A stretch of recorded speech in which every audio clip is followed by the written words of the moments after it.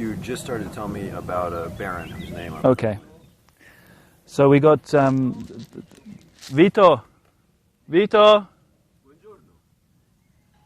Vai là dentro. Bloody Italians. Got that perfect.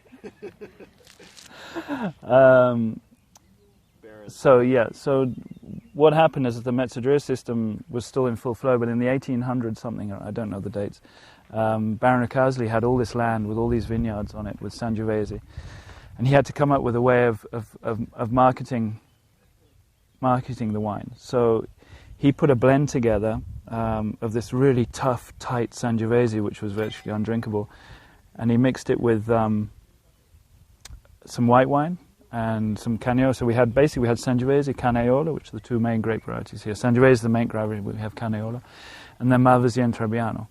But in that stage, he was putting together sort of 40 to 50% of the wine was white. So he put the blend together and put this all into one blend. And the white wine made the wine light and fruity and drinkable. And he put it in the fiasco, in the old fiasco. We all know from student days what you put the candle in once you've drunk it and fallen over. And that was the basis for Chianti Classico, this blend.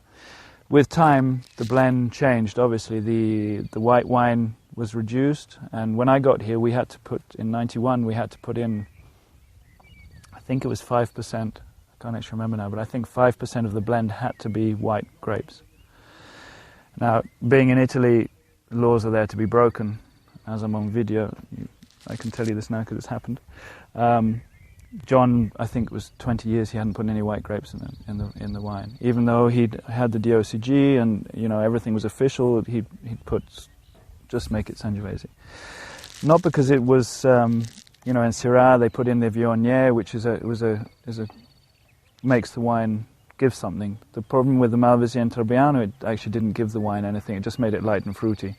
So John, in those days, he left out it and made the Sangiovese, even if in the cellar books it said Chianti. But this was not just John, this was the top wine producers in the sort of through the 70s, through the 80s, they were all doing that.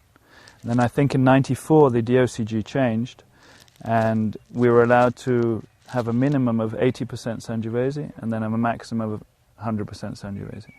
Okay, so your vineyards have to have 80% Sangiovese in them and the wine has to have 80% Sangiovese minimum.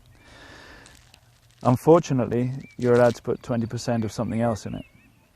Now I say unfortunately because 20% of the wine could be Cabernet, could be Merlot, could be anything. And I think this area should be a Sangiovese area because the area is traditional like that. There's other people who think otherwise. I think you can make Cabernet and Merlot here and still have it tasting Tuscan. But there's so much Cabernet and Merlot made around the world that I think we should be trying to make the best Sangiovese in the world rather than try and complicate matters by copying other people. Right,